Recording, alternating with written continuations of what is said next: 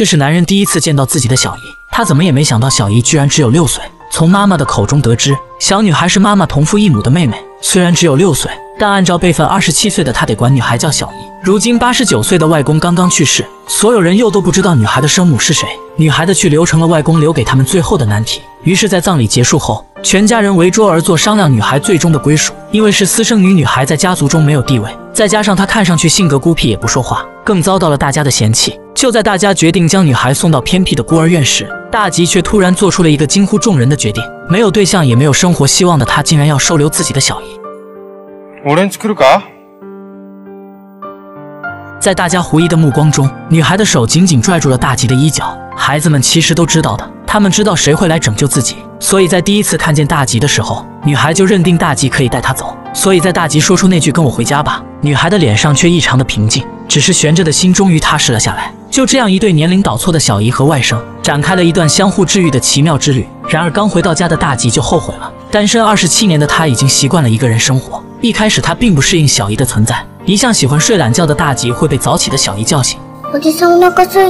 虽然有些后悔，但木已成舟，他硬着头皮也要再坚持坚持。好在两人的相处还算融洽，小姨还会在饭后亲手给大吉捏几个可口的饭团。看到这一幕，刚刚还很后悔的大吉瞬间被萌化。饭后两人闲来无事一起散步，不明事理的大吉只顾双手叉腰独自行走，还是小姨主动拉住了他的手。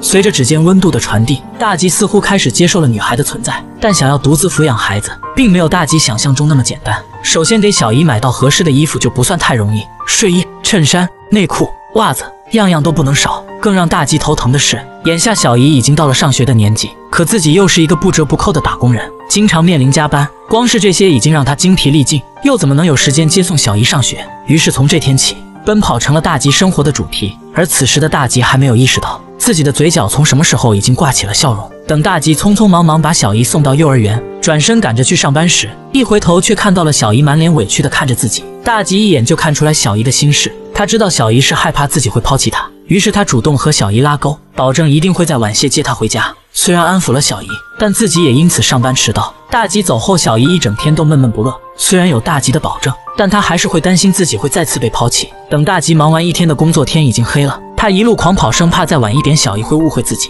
等他赶到幼儿园，早已没有其他小朋友的身影，只有小姨独自一人孤零零地坐在长椅上。看到大吉的出现，小姨并没有表现得特别惊喜，只是她的眼睛里多了几分希望的光。从此之后，小姨正式走进了大吉的生活。每天天一亮，大吉就奔跑在上学的路上，然后上班工作，周末陪小姨逛街玩乐。小姨每天上幼儿园最期待的事，就是每到天黑，大吉匆忙出现的样子。而对于大吉来说，小姨大概也会让他上班时分心吧，经常因为犯错遭到领导的批评。可当看到小姨脸上幸福的笑容时，一切的烦恼又都烟消云散。为了不让小姨每天在幼儿园等到天黑，他决定向领导申请调职。虽然变成了苦力活，但至少不用加班到很晚。这天清晨，大吉发现床上有一滩水渍，明明自己的裤子是干的。就在这时，小姨不打自招地说那只是汗而已。大吉瞬间明白过来，但也没有立即揭穿小姨，只是他很疑惑，小姨明明睡在自己的床上，为什么会把地图画在他的床上？到了半夜，大吉突然被吵醒，他发现小姨正在轻手轻脚地换衣服，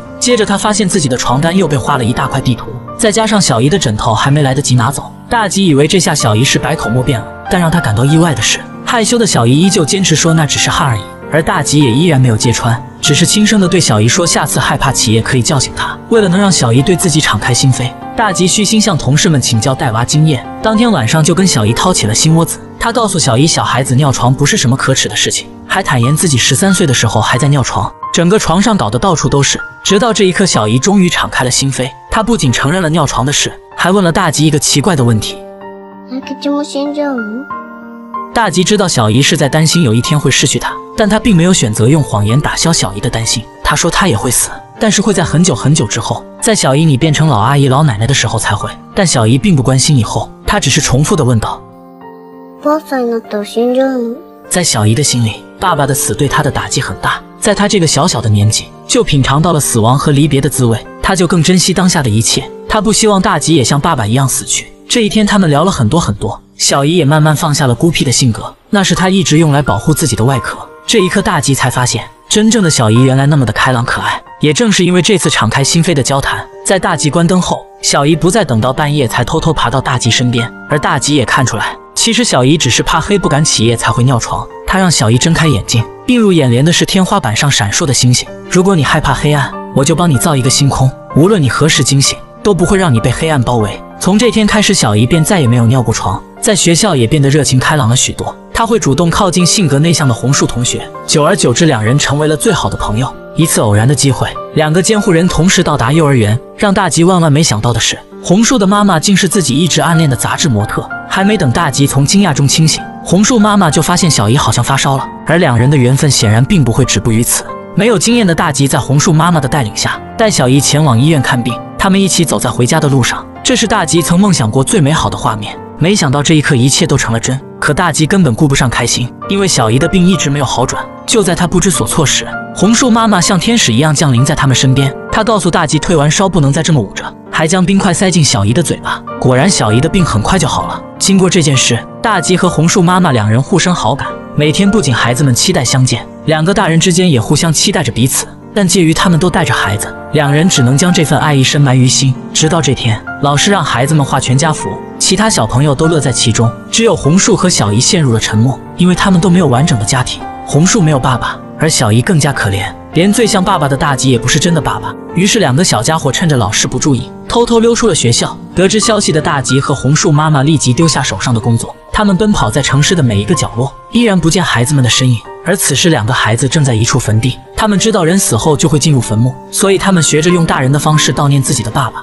直到临近傍晚，两个小家伙才一起回到家。在得知孩子们刚才的去向之后，红树妈妈和大吉感觉到无比的愧疚，他们什么都愿意给孩子，却忽视了他们最想要的是一个完整的家。当孩子们熟睡，两个大人终于有机会敞开心扉。经过交谈，他们才发现，原来他们两个是如此的合适，早就对彼此有想法的两人，终于在孩子们的促使下走到了一起。作为金爵奖的参赛片，这部电影散发着一种别样的温情，很温馨，很治愈。小姨离不开大吉，因为大吉带领她打开了紧紧封闭的内心，而大吉也离不开小姨，因为小姨让同样孤僻的大吉找到了生活的希望。他们由一开始年龄倒错的小姨和外甥，逐渐变成了相爱的父女，平淡的生活充满幸福。虽然抚养孩子很难，但却是天底下最值得的一件事，因为孩子是上天赐予我们最好的礼物。